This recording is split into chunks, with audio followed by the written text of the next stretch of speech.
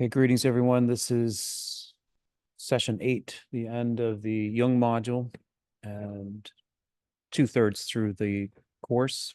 And judging from the numbers, we've lost some soldiers.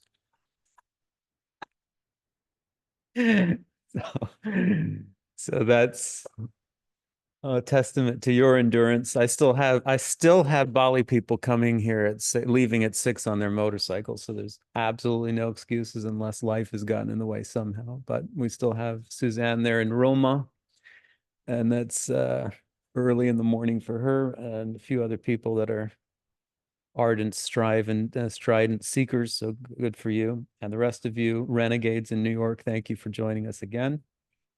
And Selena up in Canada, and wherever you might be, past, present, and future. So, hey,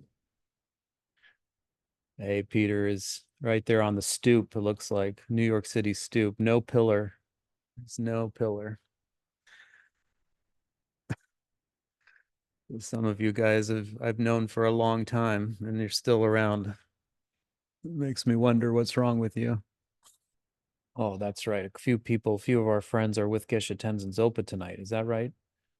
Is Geshe Tenzin Zopa in New York City? No, Kim, you would be there. Is Geshe Tenzin Zopa in town? Not until next, I think it's the 5th, 6th, 7th, 8th. Okay, so he's the circus is coming to town. The circus is coming to town, and all of us are happy to be his clowns. Okay, good. Good, good, good, good. Okay, so let's finish up from last session because I wasn't able to complete the types of shadow work, and that's really the heart of Jung. So we were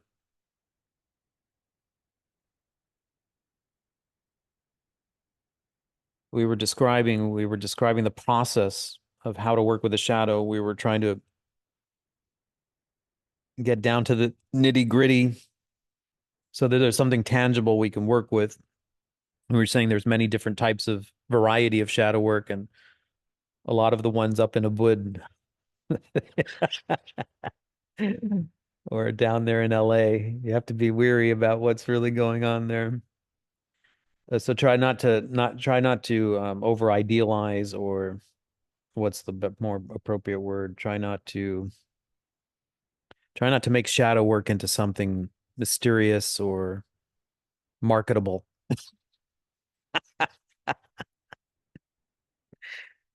In a way, most of you are already doing shadow work. It's just from the point of view of Jung, incorporating it into the Jungian framework. What we're doing is we're trying to access what is unknown to us. So the unconscious is what is outside of consciousness. And this includes all of our karmic imprints, all our traumatic, implicit memories. I've said before, and those of you that are new, we did a lot of work in the 2-year course on creating a bridge between traditions, looking at karma and looking at epigenetics and looking at implicit memory, 3 lenses amounting to something of the same thing, that there is a continuity over time, and that continuity is a receptacle for bundles of information, data, and depending on the conditions or the circumstances, those bundles can fire. So whether it's karma needs conditions to ripen. If it's epigenetics, then something has to trigger the epigenetics physiologically. It can be an environment. An overly stressful environment can release something that comes down the pike transgenerationally. Maybe you had alcoholism for 3 generations, and you're born into a very stressful situation. I mean, economic pressure can be family disruption, uh, can be a war, can be abuse. Then all of a sudden, that information fires, and then there's a predilection towards dissociation that finds its way to manifestation through alcohol abuse. The same with implicit memory. These are memories that are not consolidated in the normal pathway. Under stress, they are fragmented, they are embedded in the tissue and in the fascia and in the unconscious. And depending on the constellation of associative processes or actors or characters in real time, they're enough to trigger one of the fragments. So, an implicit memory, you don't know it's a memory. It feels like real time because it's a sense of hopelessness, a sense of despair, a sense of terror. But it doesn't have a Polaroid picture attached to it. You can't remember, you can't place it in time, historical context. So it feels like it's happening now.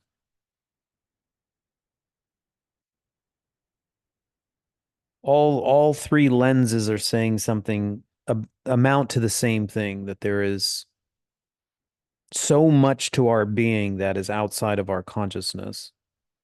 And there's so much out of our control in real time that could serve as a catalyst. And all of a sudden you step on a landmine and it fires, it activates. And that the shadow work is not just about putting out a fire in real time, which is what we're evolutionary programmed to do. It hurts right now, so move your finger from the fire. Uh, the arrangement of the furniture in the room is what's causing your anxiety, so change the furniture configuration in real time. Your spouse, partner, or boss has said something that offends you or hurts your feelings or makes you feel threatened, so you have to retaliate or you have to become submissive. You have to go through the fight flight reaction or the fawn reaction in real time. And that somehow that would be enough. And of course, we move from fire to fire to fire to fire in that way, always trying to just work it out in our immediate. And we're not working it out at a deeper level in the archaeology of the mind. Actually, from a karmic point of view, what we're doing is we're just reinforcing it. We're kicking the can down the road so that it inevitably happens again, because whatever we survived and whatever tactic of defense we may have employed, whatever reaction has become familiar, ensures a repetition by planting yet another seed in the stream of consciousness. So part of the shadow work is to resist the temptation. Now, it doesn't mean that there's nothing to work out in real time. It just means that probably 5 or 10% has to do with real time, and the preponderance has to do with history. So then you have to allocate your attention in that to that level of the pie chart. So the shadow work can only it only occurs post-mortem. It can only happen after the fact. And why is that? Because for it to be effective, you need to have clarity of mind. You have to have the wise mind. You have to have, trauma and being cornered constricts perception. Even it reifies perception. A fight flight reaction diminishes the quality of our creativity and our ability to make informed solutions. So that is exactly why a trauma response and fight flight reactivity narrow the range of possibilities so that the only possibility is a return to a default, something that we have reinforced over time. And this is why I like to use the flight simulator, because pilots also have that default, whether it be, they're in a crash simulation or they're under fire, and they also have defaults. Their default settings are to tighten or to get paralyzed or whatever it might be, like survival adaptations of dissociation. And through repeated training simulations and scenarios, they are taught to relax. Some of these Navy SEALs, they are thrown into the pool, the swimming pool, without the oxygen, and their biology kicks in, and they're going to struggle to make it to the surface. Okay, that's survival adaptation. That's baseline. What they're taught to do is to stay calm. The yogis in the Himalayas working on tantric practice, as we'll see next week, are doing a flight simulator around death, the death process, because the evolutionary biology that comes down the continuum is fear-based, it's constrictive, it's grasping. The minute you enter the bardo, you see the projections of your unconscious, you're terrified, you will go into your own variant of fight or flight reaction. And you'll miss the opportunity of what they suggest the bardo is a doorway. It's an opening to the luminous nature of mind, your soul, essentially. But you miss it because you haven't trained to override your evolutionary instincts for self-protection, for self-preservation. So the shadow work, not much can be done in the moment unless you're training, and unless you're training to have lucidity and to remain calm. But that, in a way, defies the premise, which is you've been triggered. So we have to assume something has triggered you. The horse is out of the stable. It's it's off to the races. Okay, let's be that as it may, that scenario. Now, can you walk yourself backwards over time? Can you acculturate enough presence so that the trigger moment is more fleeting and ephemeral? That's the hope long term. Let's leave that. Let's just assume something happened recently and you went to your default. You were activated. That's the key word. You weren't your best self.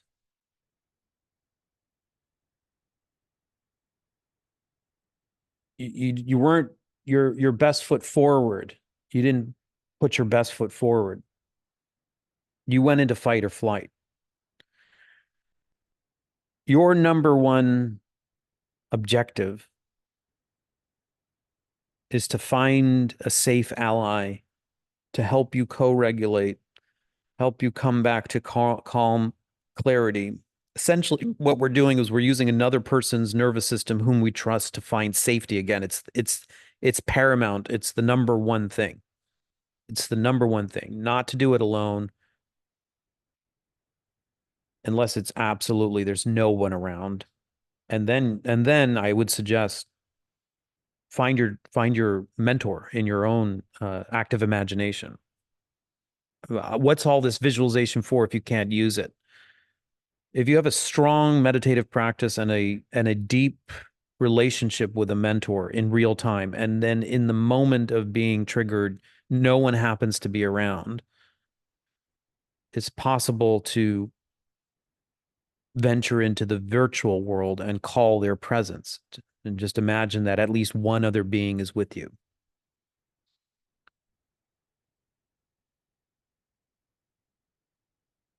That's the baseline first step. Find safety, regulation, come back online, regroup your senses, have that full range of full spectrum of possibility, then have a look at it, then have a healthy look at it. Do the archaeology. It may not be clear at first, so you have to you start by asking questions. It's like a detective. It's what good therapists are trained to do with you. They're not there to answer. They're trained to refine your analytic capacity so that you can look at your situation with deeper subtlety and ask questions. You're looking for something in the immediate environment that is a hook. It's an associative hook. There's something in the immediate environment that was just close enough to something you've already survived. Could be a person, but more probable is the energy of that person, the words of that person, the expression of that person, or the context that you found yourself.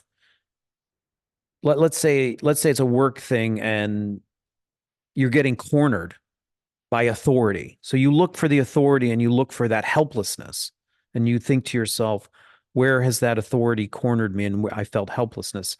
And you're looking inside the labyrinth for that connection, to make that connection.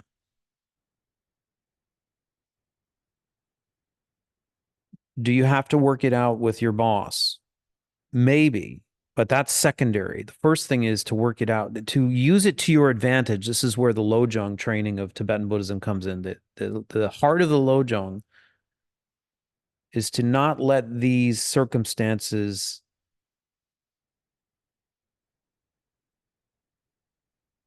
impact you adversely over and over and over again. Let the dragon become the ally. Let the adversary become the ally. How do we do that? The boss is largely a projection of your unconscious. How do we know that? You could have 10 employee all with the same boss, all with the same deadline, all with the same ears that hear the scrutinizing judgmental tone, and you'll have 10 different responses because not everybody shares your personal experience, your personal history.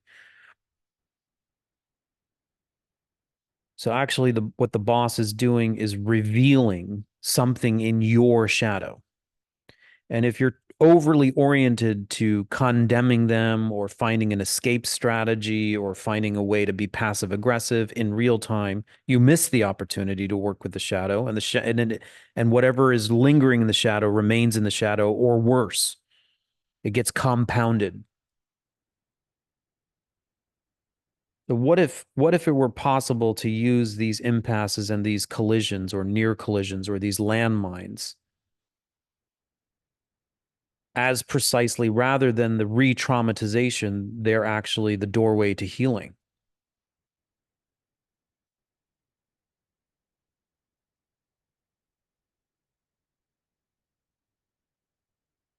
And what we've been rehearsing in the opening meditations is to allow ourselves to go into the time machine, back in time to a place where we did feel helpless. It actually did happen. There was no one there. There was someone combative. There was someone threatening. There was someone who was shaming. There was someone that was critical. There was physical abuse. And back then, there was a time where we had primitive capacities, black and white thinking. We took it as our fault.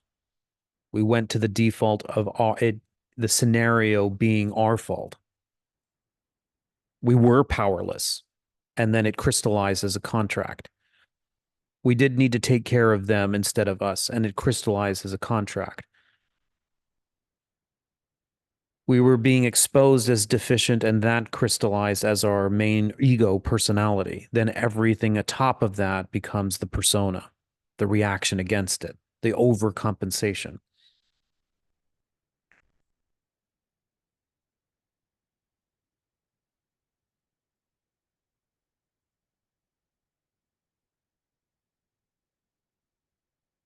So the trigger point is a doorway into the labyrinth. What awaits us in the labyrinth is the Minotaur.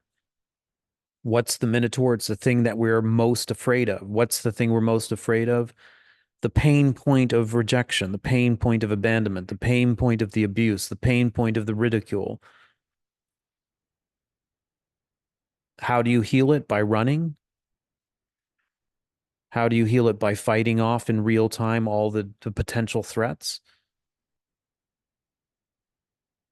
As we've already learned from Joseph Campbell, this is where we go closer and we supply the nutrient that we didn't have. And I repeat myself here, I'm sorry, but it's so Jung. I think he had a dream once where he was walking in a cemetery, and on the cemetery were soldiers. I may get the details wrong, but the premise is basically there was like, as he walked, there were soldiers on platforms in the cemetery. They were all dead. And as he walked, it was almost like they were going back in time. So it was a soldier from World War One, and then it was a soldier from the Middle Ages, and then it was even earlier, something like that. There was a sense of going back in time. But the main part of the dream was that they were moving. And he says to himself, they're still alive. And the main takeaway is that history is still alive. I mean, just think about this. History is still alive. The reason that we're being triggered is that history is still alive.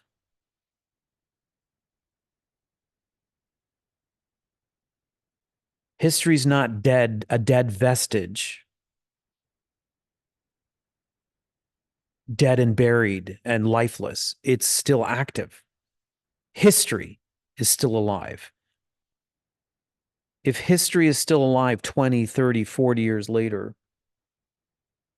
that's actually to our benefit. This is what Jung is trying to encourage us to start to see, that the unconscious is our ally. The activation is not a punishment. The activation is a beckoning closer for healing, for wholeness. The process of individuation is the soul's attempt to heal. It's not throwing up challenges to humiliate us and to trip us up. It's throwing up these challenges that frighten us and that confuse us, because it's suggesting there's something in our history that's still alive that needs our attention finally. We thought it was over. You know, we put our shorts and pants and makeup on and go to work. We already have our families, we already have our kids, we already have our paycheck. No. Childhood is still active.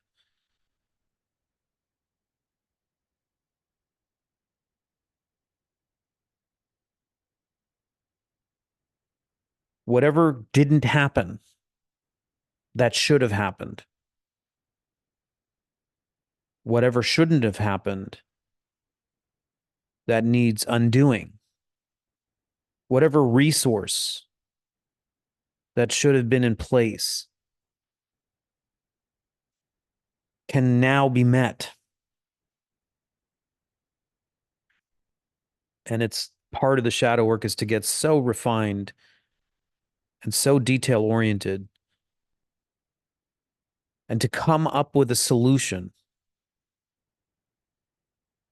for that need, specific to that need, like a key and a lock.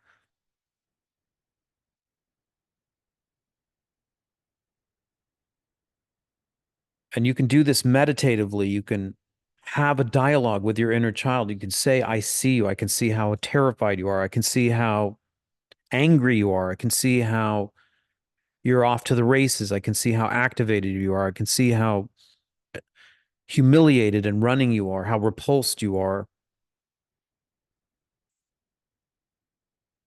And part of your consciousness is having a dialogue with another part of your consciousness. Schwartz would call this the exiled. The minute you start having a conversation with these parts They're no longer exiled. They're being brought back to the mandala, back to the table, back to the round table.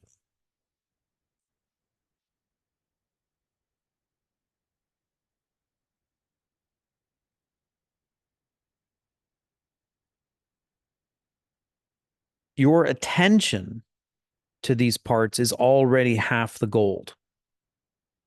Your energy of acceptance, your energy of acknowledgement is already half. In other words, just the manner of showing up with these parts, these disenfranchised, terrified parts, is already half of it. Because very likely no one showed up for those parts in the past.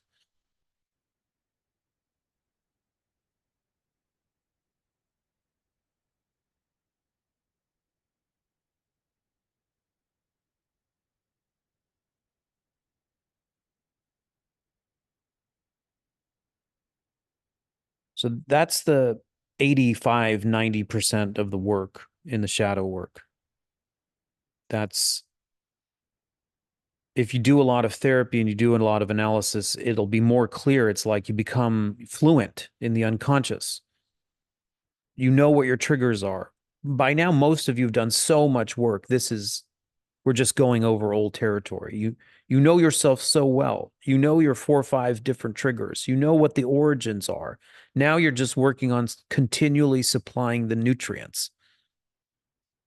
Half of them are just your own presence. Sometimes a resolution can't be found. It's just being present, or it's being vulnerable enough to share and bring in a co-regulator or an ally.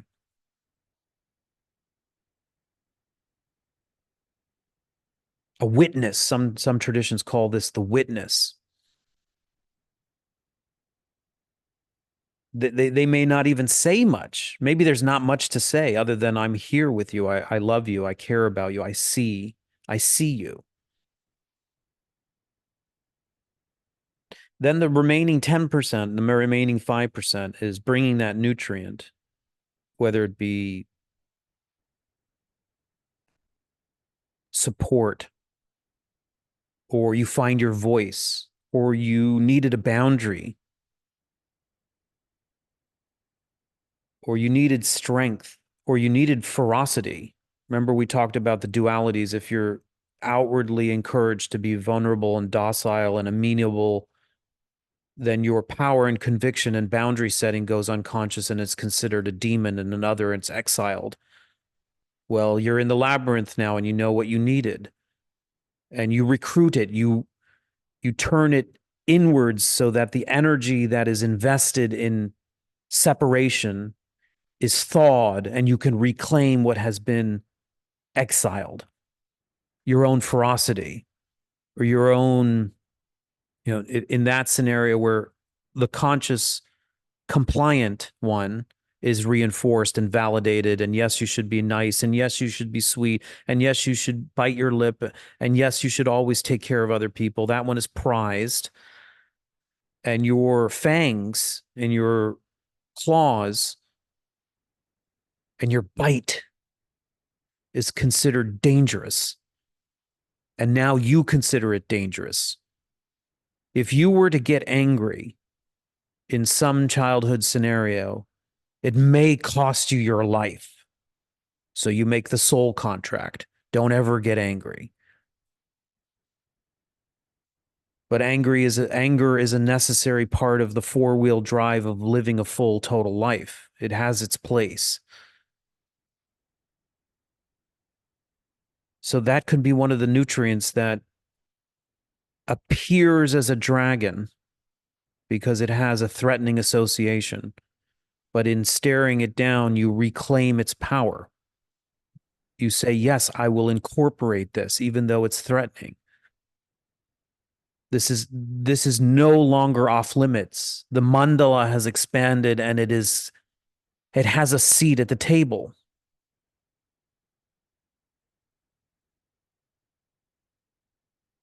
Somebody probably should have done that for you. You should have had another parent come and protect you. They should have had the fangs and ward off the alcoholic parent that was abusing you. But they were too passive and timid. They were too codependent.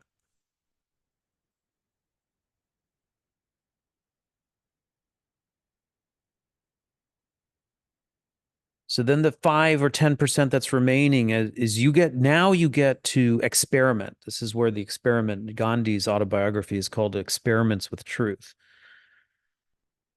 The shadow work of reincorporating the disenfranchised and the alienated and the exiled, whatever it might be. I'm using the anger as a case scenario, but if it were inversed and you were always highly defended and always controlling and always had to position for power, the inverse would be your vulnerability. That would be the most threatening thing, as we talked about it 2 sessions ago with Keith, saying that, the culture at large, mostly for men, the power dominance is overt and the defense against vulnerability is unconscious. Whatever way you want to flip it, it's energy. It's being able to tolerate, accept, mobilize, and recruit and marshal and distribute energy. So then the 10% is being able to give yourself 6 months of experimenting with the energy. And if you're someone that's spent 30 or 40 years adverse to your own anger, I mean, I look at my boys at 6 or 7 or 8 or 9 as they're growing up. They need a lot of room to make mistakes. Their anger has to get the best of them. They punch each other, or they yell at a grown up, or they smash something. Sometimes I'm the one that smashes something. Mostly it's me that loses my cool, not the kids. Who are we kidding here?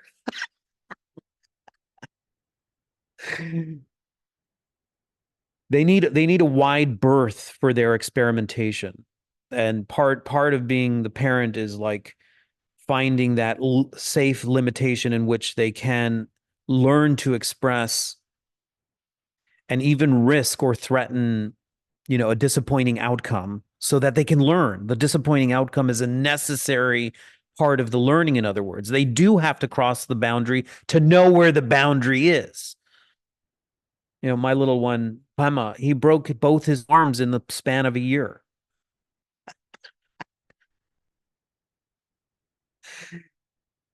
Not great. It's not a great outcome, but he's learning his body and he's learning his movements. He's learning he can't keep up with his older brother, and he's learning the hard way. And we get that possibility for 6 months or a year to learn the hard way about this thing. So for example, vulnerability, it's considered noxious to your ego.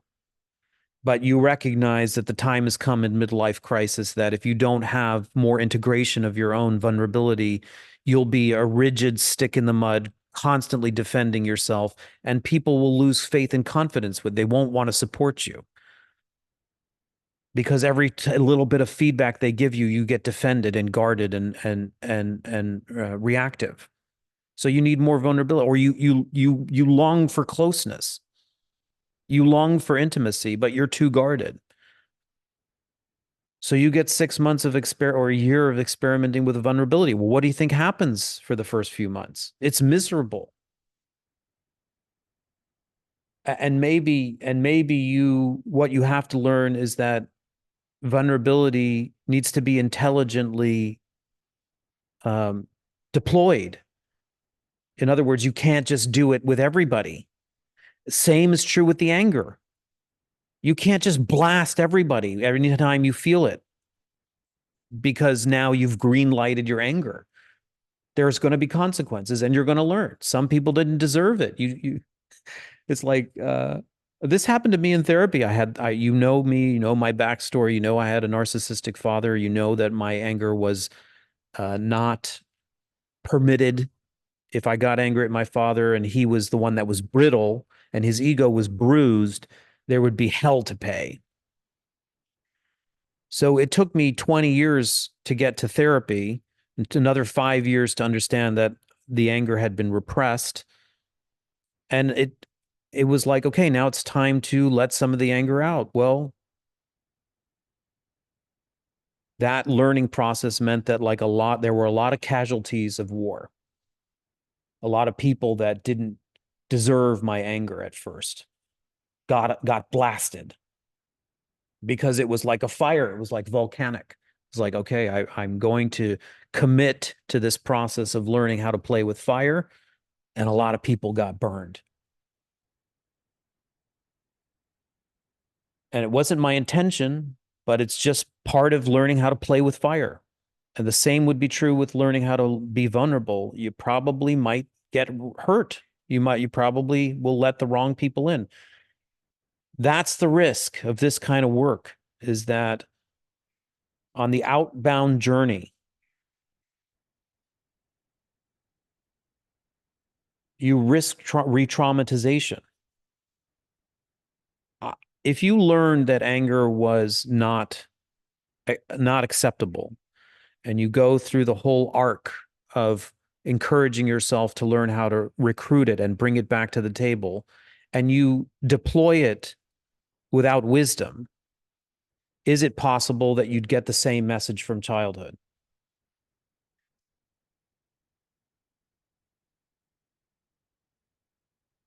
You might find that in the wrong context, you get the same message that you got in childhood, like this is not acceptable behavior. And actually it ends up being authority figure that tells you that. And then all of a sudden, very neatly,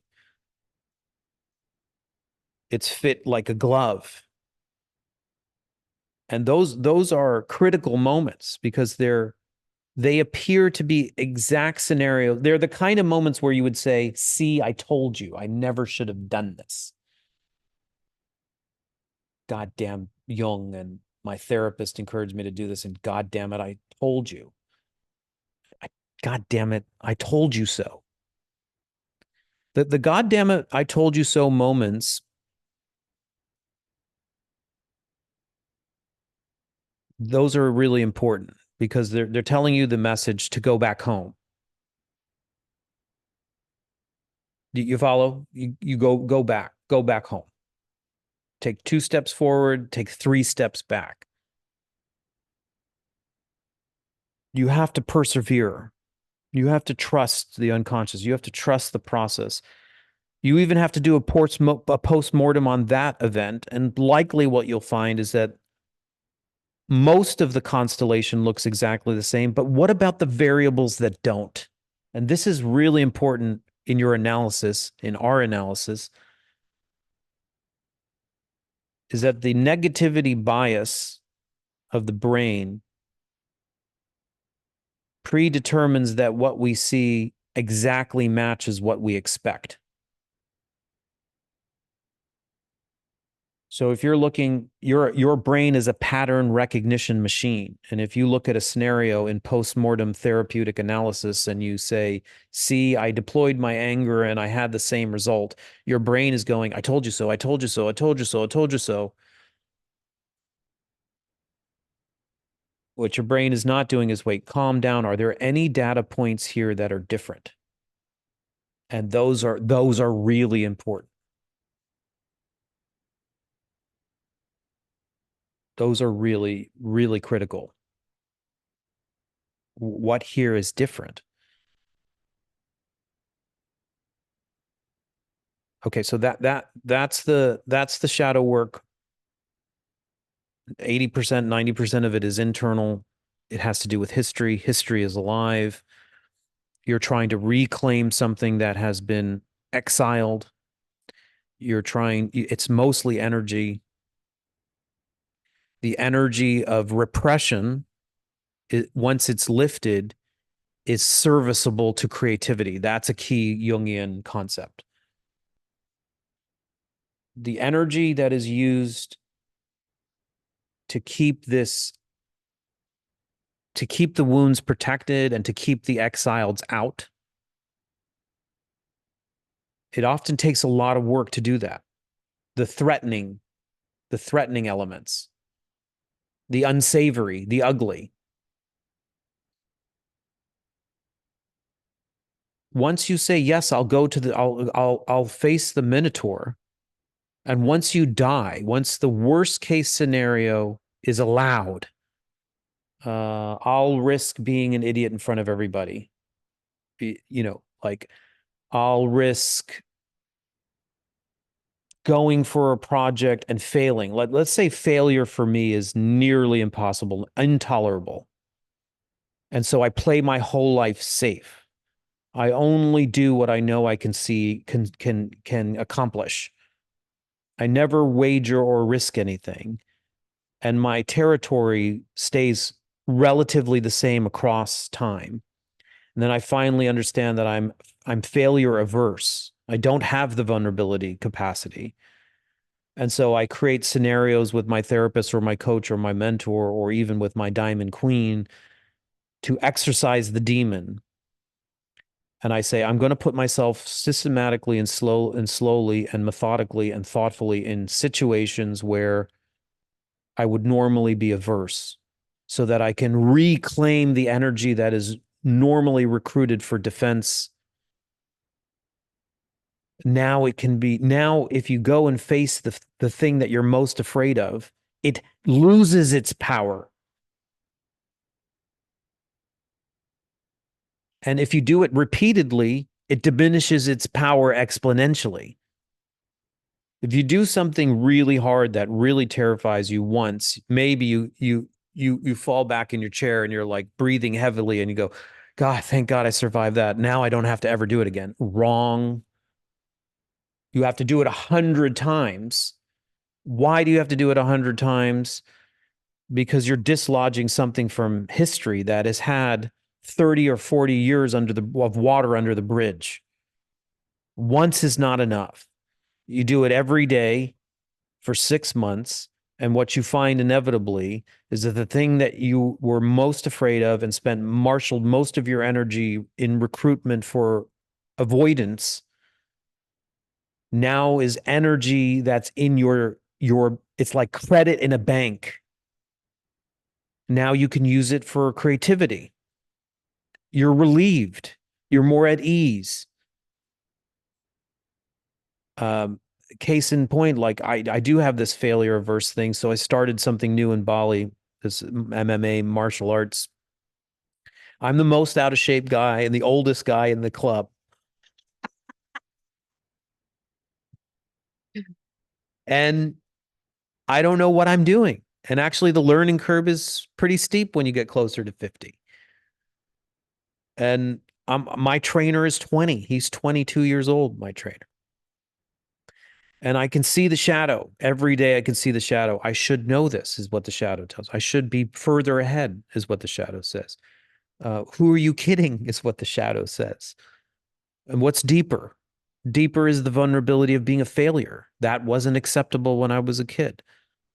There's deep, deep core shame that's being defended against, right? Every day you go, every day you are a beginner, every day you're the last in the camp, every day you face that minotaur, it becomes okay, actually. At the end of the day, I'm surrounded not by machismo energy. I'm surrounded by people that actually care that I'm showing up, that's enough. So we're recomprising a family constellation where my dad's narcissism would have favored perfection at all cost. And now replacing it with a family system where if you're just showing up, congratulations. And it's okay. We will teach you. And please be reasonable with your expectation. It may take a year. It may take 2 years. So all the energy that's bound up in defense can now relax. And guess what? It's like a pleasure. It's like a pleasure to be a beginner. It's okay to be the slowest one, or the largest one. It's okay. The oldest one. It's okay.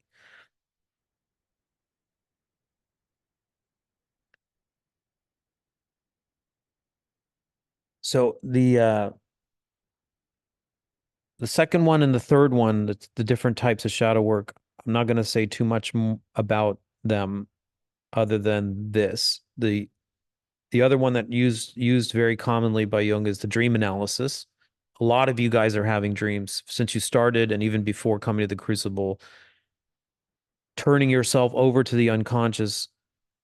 The highway to the unconscious is sleep and dream. It's like if you can pray before you sleep to your own diamond queen, show me a message, show me a sign. We do this with synchronicity outwardly. Synchronicity is the same as a dream, and a dream is the same as mythology. It's like living mythology. They're all three of these are ways into the unconscious. Synchronicity and reading the signs that the universe gives us, astrology and reading the signs about the stars, dreams and reading the signs that are kicked up by the unconscious, mythology, stories filled with symbols that convey a deeper meaning about how to live and how to deal with suffering and what your true purpose is.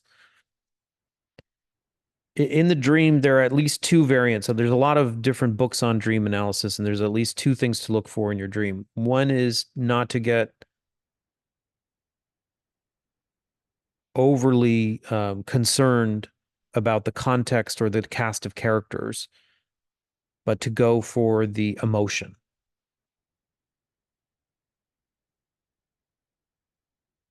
What is the emotion that's being released? Imagine if your unconscious is your ally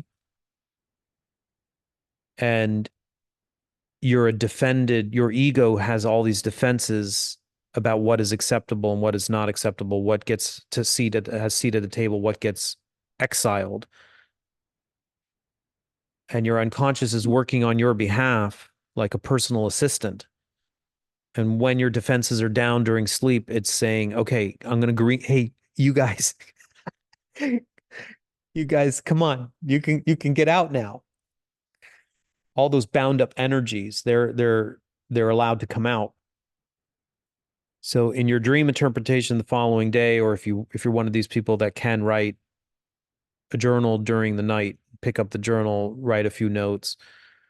One way to do the shadow work is to over time track the emotions, the potent emotions, because they may tell you something about where the demarcation line is between what's acceptable and not acceptable. So for example, if the undercurrent, if you don't get overly distracted with the minutia of the dream and just go for the undercurrent and there's a lot of anger, you may say to yourself, well, where am I not allowed to be angry and with whom am I not allowing myself to be angry in ordinary life, in my day-to-day life? This is just very general. The other way to approach the dream is by way of archetype. So say you have a dream in which there's like a symbol that's very striking.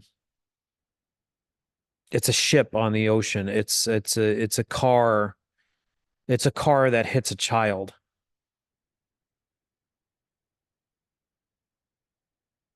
You're flying or you're in free fall. That's one. You're in. How many of you have had a free fall dream that's so startling it wakes you up?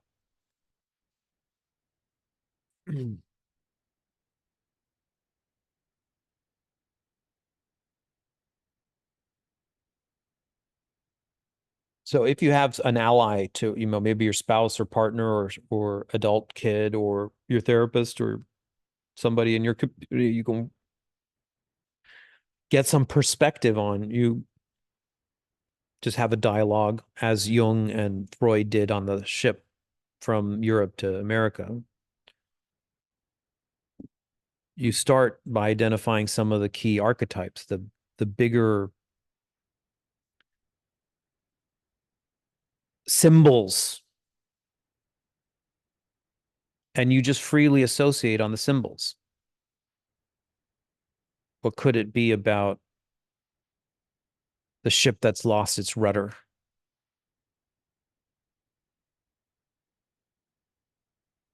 Or what could it be about being in free fall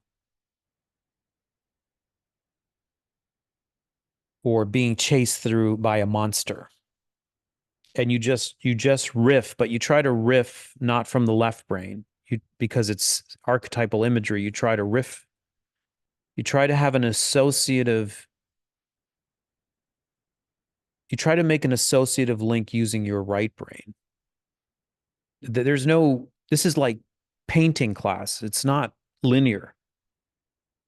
You're you're basically, so the dream happens unconsciously. The dream interpretation happens consciously, but you're still in dialogue with your unconscious. You're saying, I noticed that symbol. Can you tell me more about it? I'm curious about that symbol. It's almost like when my kids come home and they show me their paintings and I sit down with them and I say, "Oh, that monster. Tell me about that monster." It's open-ended question. You never know what they're going to say.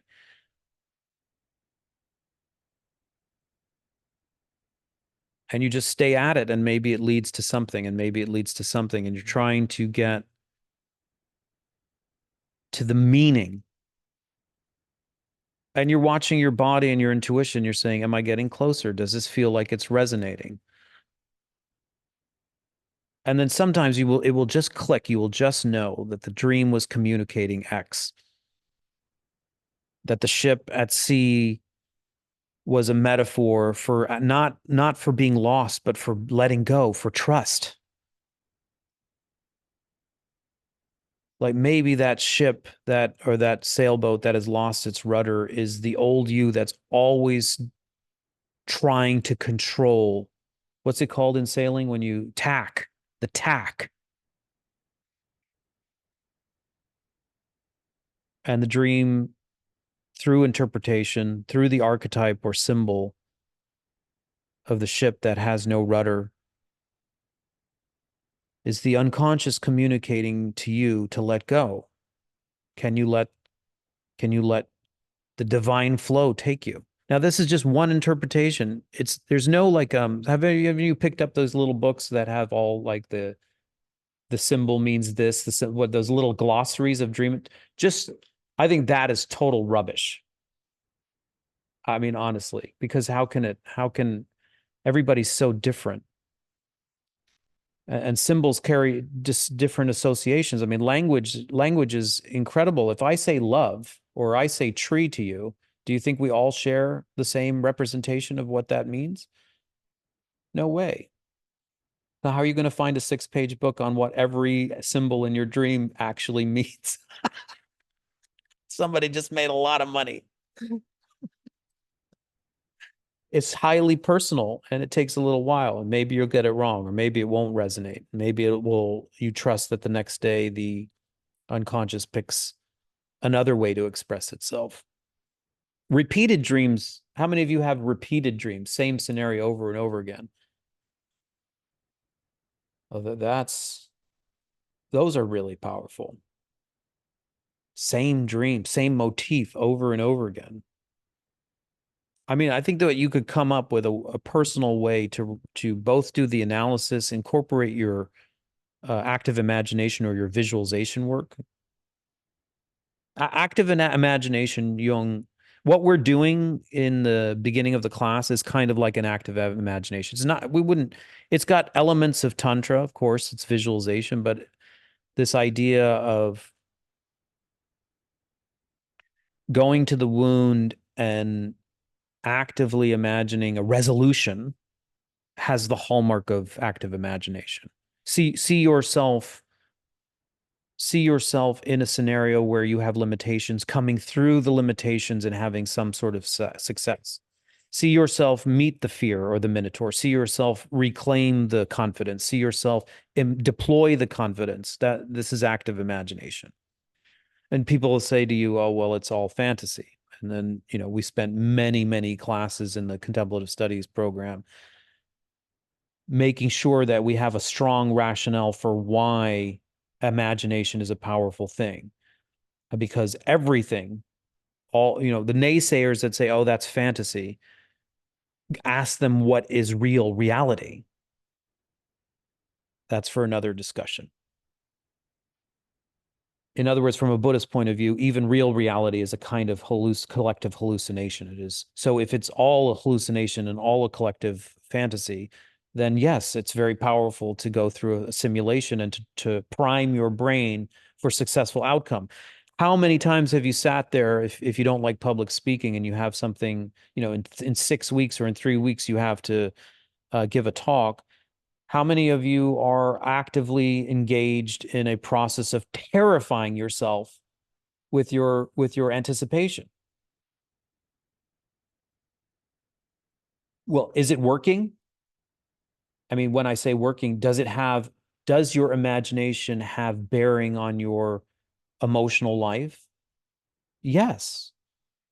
You're terrifying yourself. You're basically going through an active imagination of your failure, and it's actually having a adverse feedback loop on your nervous system. So isn't it possible to recruit the same pathway so that you can actually, and this is what fighters do, this is what top CEOs do, this is what pilots do, this is what yogis do. See yourself with the kind of support that you need, complete successfully a task or face a challenge with the right energy. And that's what we're going to do for the following or the last 4 weeks of the class, but use more of the Tibetan iconography. Okay, so that's the shadow work, that's the dream work, the active imagination. Then the last one is and this is where I will segue to today's class on the self, is choose an impossible task. Matthew.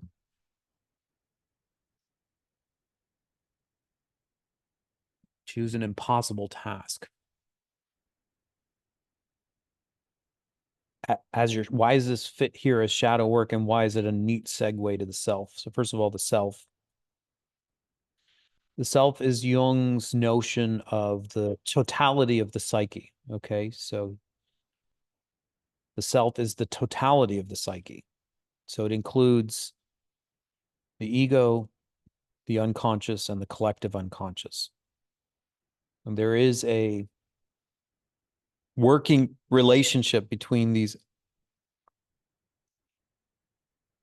There's harmony.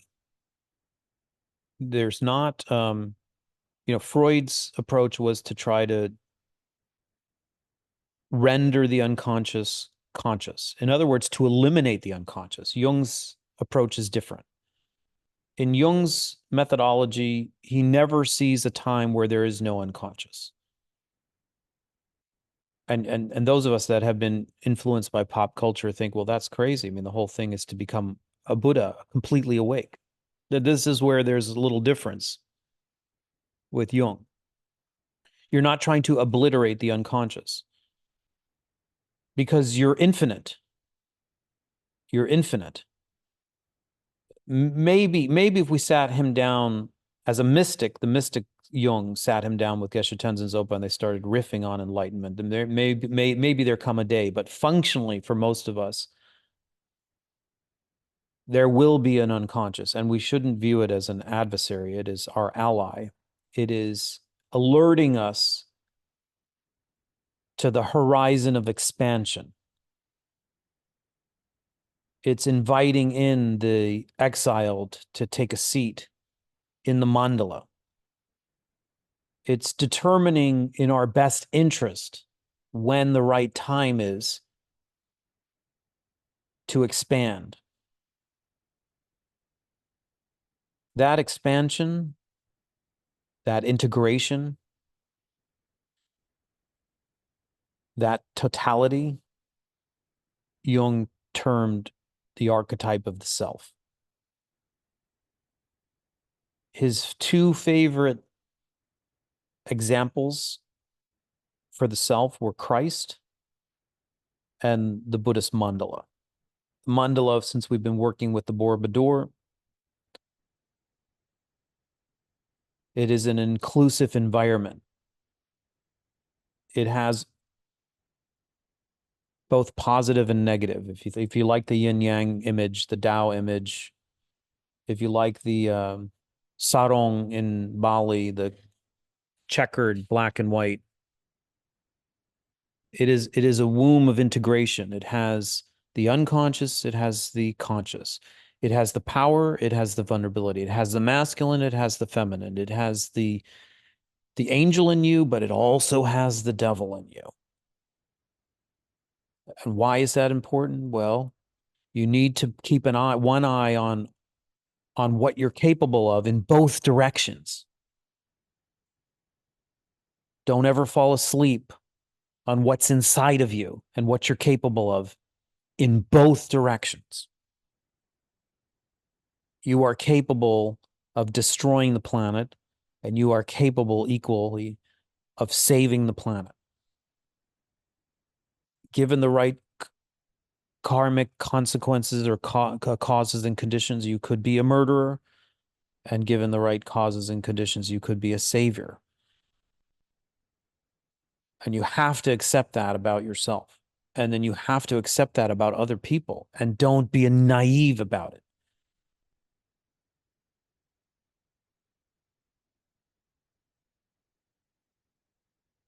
The self, the totality, is also nameless, it's faceless, it's transpersonal, it's transtemporal, it has no beginning, it has no end. It starts to border on all the same things that the Heart Sutra says about the void, the ultimate reality. No eye, no nose, no tongue, no body, no mind, no suffering, no freedom. It's beyond conception. But it still appears. It's empty, but it's form. How does it appear? Well, it appears certainly as your ego. So the journey from ego, letting go of the tight, narrow constraints of who we think we are, mostly determined by ill-adverse effects in childhood and society, to surrender that temporarily and to go on the labyrinth journey and to go into the unconscious and to meet the Minotaur and to recruit the powerful energies that are at play in resistance and make them serviceable to creativity, is the outbound journey, the solve part of the solve et coagula. The return of that energy, that creativity, that confidence or that courage or that boundary setting or that ferocity or whatever it is that's recruited, you have to return to the ego, and that ego can no longer be the same ego receiving that energy as the one before the departure. So the ego has to change, and you will change. Not only will you change, but people won't like it. People like to expect the familiar from you, especially if you're the compliant Buddhist type. They don't like people that make a fuss and that have needs. They don't like it when you set a boundary on them. Your ego will transform. The idea of last week when I said the ego is ill-defined, it's not something we're trying to get rid of. You need the ego. It's a moderating variable between inner and outer, conscious and unconscious, self and other. The idea is not to obliterate the ego. The idea is to see it as a vehicle, a necessary vehicle that needs to be dynamic. You can equally show up in the world with your kindness, and you can equally show up with your ferocity. You can equally be powerful, and when the time is right, you can equally be vulnerable. Your masculinity can be completely intact, but you're also capable of deploying your femininity.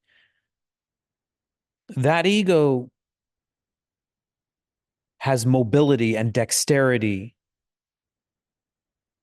It can It can come here and there. It can deal with this scenario and that scenario. Whatever is rigid in us is brittle, and whatever is brittle breaks. Right before the midlife crisis, one of the symptoms is that our ego has become too brittle, too confined, too rigid, too restrictive, and the world isn't working. And the unconscious is saying, expand, expand, become more fluid, become more dynamic. There's more to you. There's more of the self to integrate. Your ego expands by incorporating the message and the energy of the outbound journey upon the return. So here's where the choose something that's impossible as a shadow work comes in, how it segues with the self. And when I say choose something impossible, I really don't know what that means for you. It's another one of these words that you will interpret. Maybe there's something on your horizon or something you've been playing with or something you're already engaged in, like Matthew's doing his video project. And simultaneously, I'm designing Japan and writing a book. These are my impossible things. What makes them impossible? Again, that's up for it becomes so personal what it is that we're struggling and coming up against. And there are dimensions of impossibility. There can be the logistics, there can be the finances, there can be the workload, the energy, the all of that stuff. And then there is the minotaurs underneath it. The little whispers of I can't or I don't deserve it or whatever. Who am I? Or how will it ever, how will it translate? Basically, when you're saying how will it be received, you're already filling in the blank, aren't you? What makes it impossible is that you've already predetermined its outcome. Yes or no? That's why you're saying it's impossible, right? You're saying it's impossible because you've already determined the parameter. And most of us say, why bother with something that's impossible? Why bother? It's impossible. Why bother? Why waste your energy? Why risk your reputation? Why spend the money? Why, whatever? Why, put your relationship at risk? Why, whatever? Right, Matthew? You have this, right? You have to think about this every day, right? And if you're honest, it's like you're working and toiling and you're tinkering and you're adding. And Matthew's like spending hours and hours on this documentary film with Geshe Tenzin Zopa and the Chatra. For me, as the observer, every once in a while he comes knocking on my door and he shows me it, and I'm blown away. And I can't wait for you guys to see it. And when you see it, you will never know what went into it. You will never know what went into it as a human being going through the labyrinth.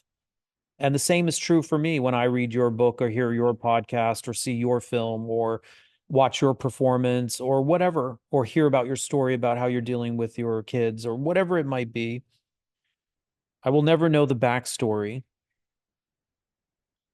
of how you moved yourself into an impossible situation willingly, consciously, volitionally, by choice. And why this is shadow work is twofold, it's two-pronged. It will both kick up and show you all the landmines, but more importantly, and as it relates to the self, it is the only way to expand the frontier. Taking on the impossible is the only way to expand your frontier. Everything else is in the Shire. If it's possible and it's predictable and it's known and it's safe, nothing ventured, nothing gained. You're still in the Shire. Does it mean there's no value? No, I wouldn't say that. People stay in the Shire and offer a good service. Other people benefit. No problem. No problem. But in terms of your evolution, you have to get honest and ask yourself the question, if I stay in my comfort zone, if I stay in my routine, if I handle only things that I know I can complete and accomplish to some degree of a success,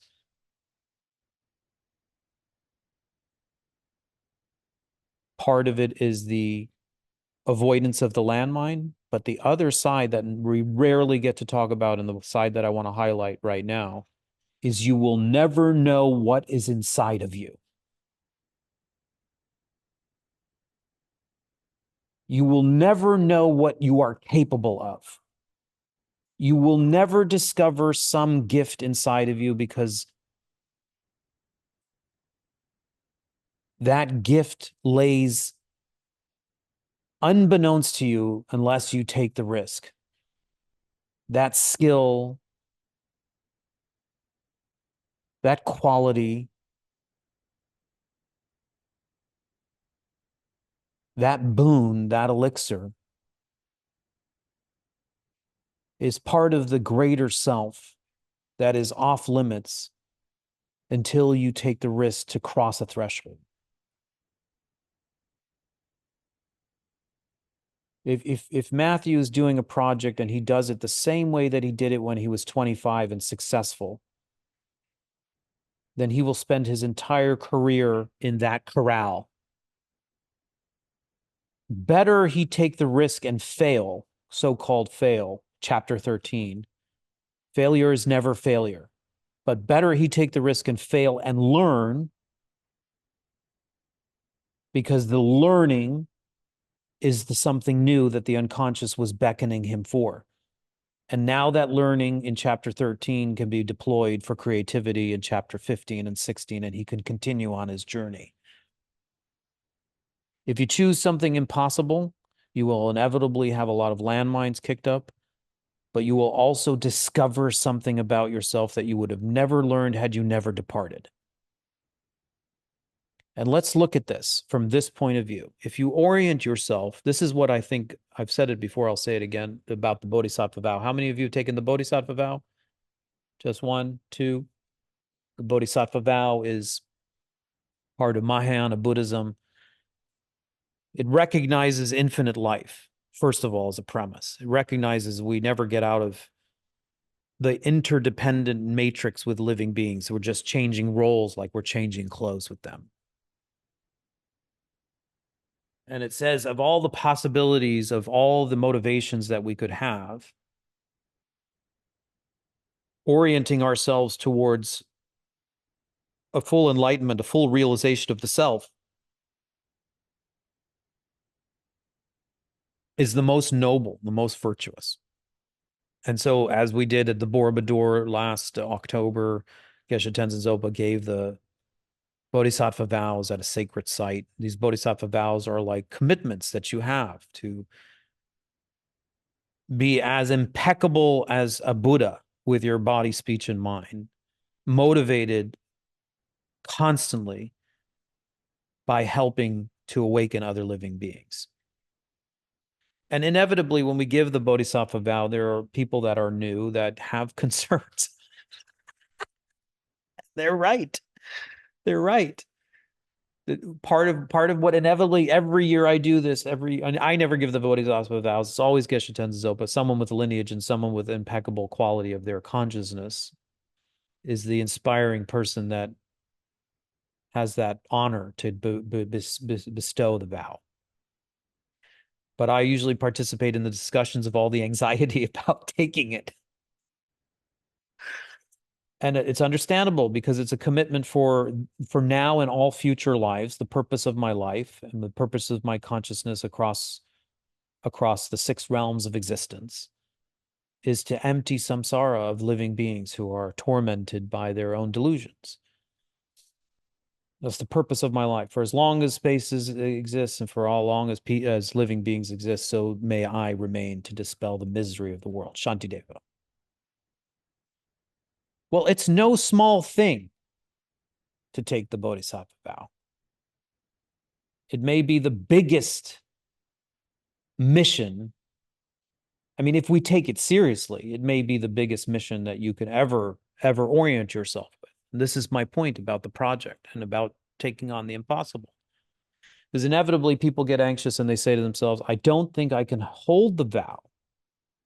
I don't think I can keep the vow. What happens when my selfish bits come out? What happens when I get angry? And what happens when, I can only deal with one? I can't even deal with my Bodhi. I can't deal with Bodhi. Never mind living beings.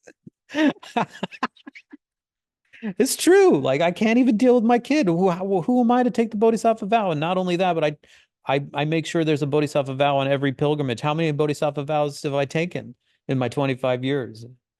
And I can't deal with my kid. Let's be honest. How crazy is this?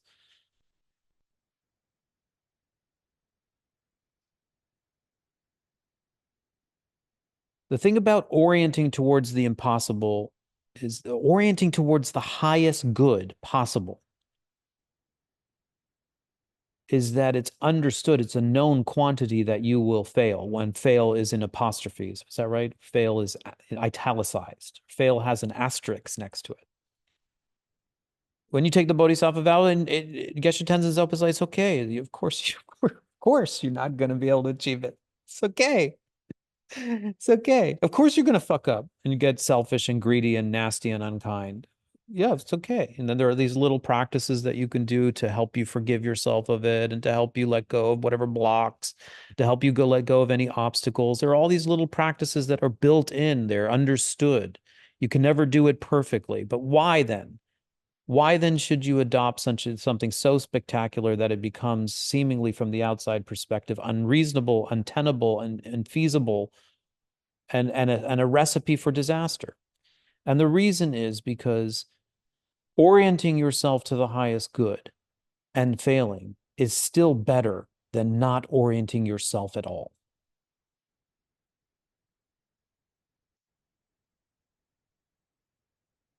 If Matthew fails to deliver his documentary, if I have failed, and as I've been haunted in the last 6 months of fail at this pilgrimage that I've putting together, the book, it's a failure, whatever failure ends up meaning, we could spend time talking about. Of course, there is no dead end failure. There's no, like, it doesn't stop their failure.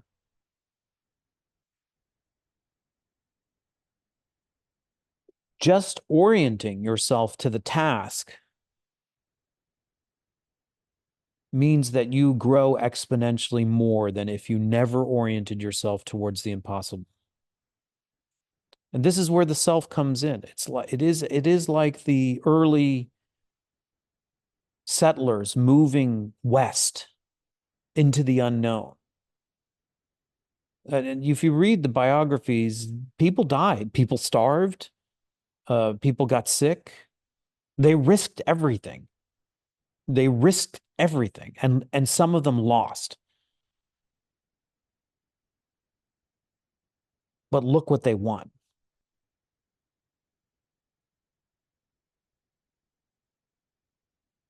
And it would have never been possible had they said, okay, well, we're up here in New England and this is enough.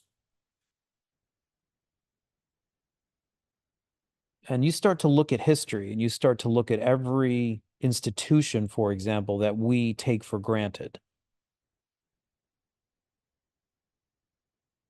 There was a time where it wasn't there, and that people had the courage and the vision to move into a territory that was unknown to them. And many of them didn't make it. Many of them risked everything. Many of them, quote unquote, lost, but look what they gained.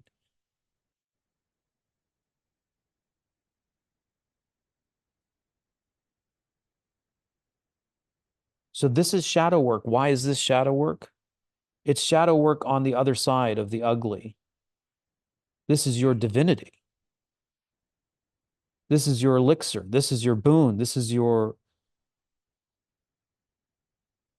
gift. Your genius also awaits you and is never born or come to fruition or realized without such an orientation.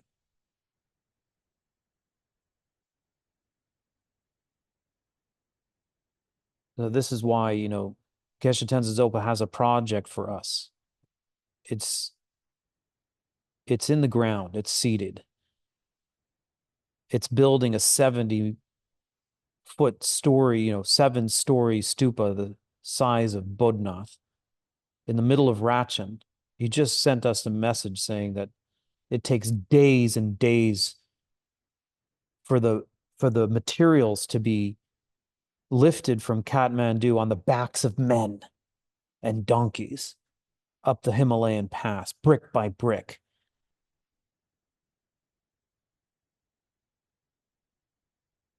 I started many weeks ago with his moment of doubt and then how he resolves his doubt. And now it's full steam ahead. The stupa is being built, and it's an archetype. It's an archetype about our collective future.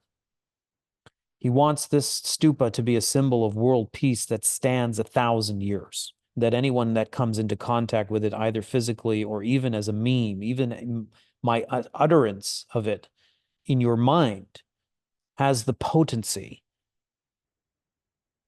has a kind of potency to orient us towards the good in what seems impossible. Just as a civilization is breaking down, just as institutions are crumbling, just as civil unrest is burgeoning, just as, the economic situation and ecological, delicate as they are, a symbol of hope, a symbol of harmony, a symbol of peace that takes us through the first 500 years of the new eon and into the mid part of the eon where it's the golden age, the high arc. That's what 1,000-year span does. It's a bridge into the future.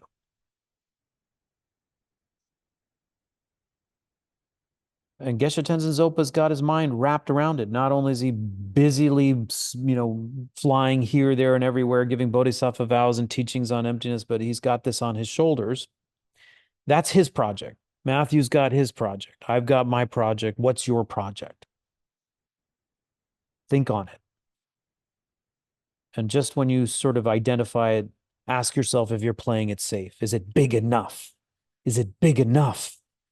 Is it impossible enough to help you expand into territory that you could never imagine about yourself?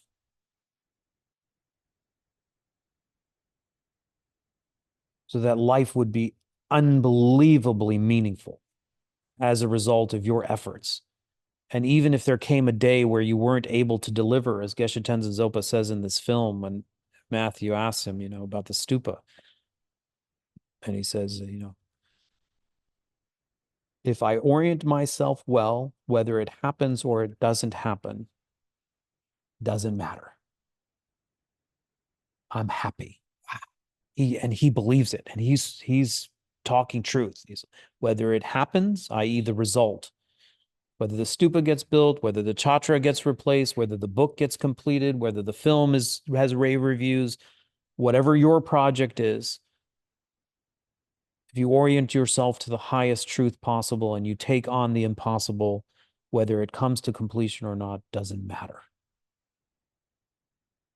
You're happy. You did your best. You made a contribution. You shifted the dial. You opened the frontier. You discovered something that you would not have otherwise. So try to incubate that for a little while. Who's got a project already on their mind? Who's got the impossible? Anybody? Good. Good for you. Okay, the rest of you, figure it out. Listen, at a tipping point in civilization, it's probably already crossed your radar. You just need to see that other people online are raising their hand saying, yeah, I'll go for it. I'm going to go for it. There's no time anymore this is the time. This is the time. And one other thing as I finish here is, if it were just for you, maybe it wouldn't be worth it, but it's not just for you. Keep thinking on this. It's not just for you. Whatever it is that you're putting your energies behind, it's not even just for your immediate family. These things have legacy traces that will go beyond you. And when the night is darkest, it's on us for the light. No one else is, no Obama is coming to rescue us. No Bono, no Dalai Lama, nobody. Ordinary people.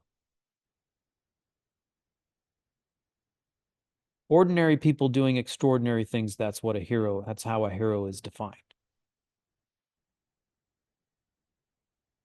Okay, let's meditate unless there's any comments, any comments about a project, any comments about the self, anything at all.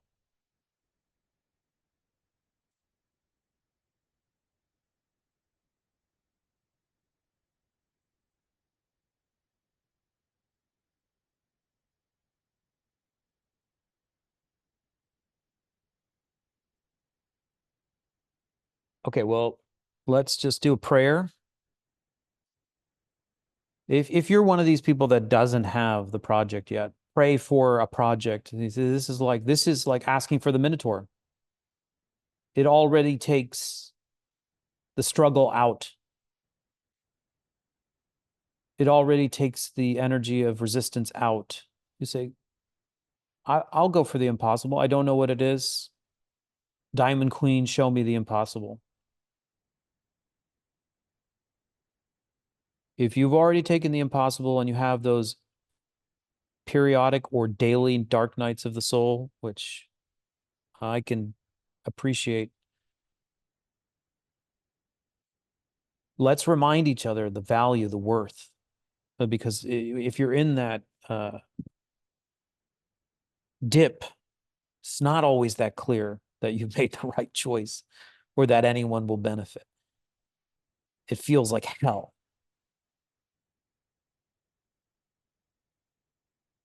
And that you've actually taken a wrong turn and made a big fucking mistake. So then as a community, let's remind each other, no, man, you will have those nights inevitably because you have elected for the impossible, but the upside is going to be worth it. Upside will be worth it. Not because you get fans and dollars and no, that's not the reason. That's why I said orient yourselves towards the greatest good possible, not orient yourselves towards the extra digit.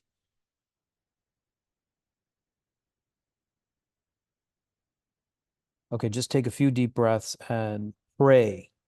And if you're not familiar with praying by now, I don't know what to tell you, or who you're praying to, I don't know what to tell you.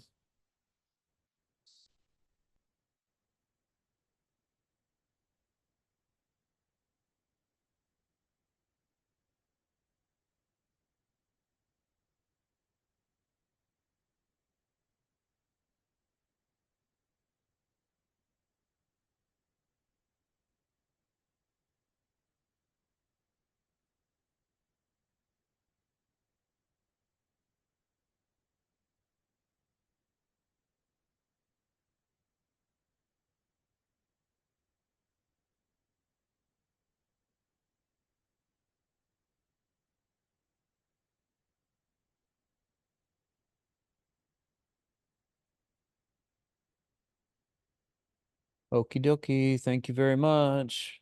8 classes down, 4 left, 1 module left. Thank you for continuing to come as the numbers drop and people go here and there. Thank you for staying with me. Thank you for staying with each other. Those of you that are with Geshe Tenzin Zopa somewhere else and see this on the video, hi to you. Those of you that you're in Europe and you're asleep right now, hi to you. Those of you a year from now that have found the Crucible somehow online, hi to you. And see you next week.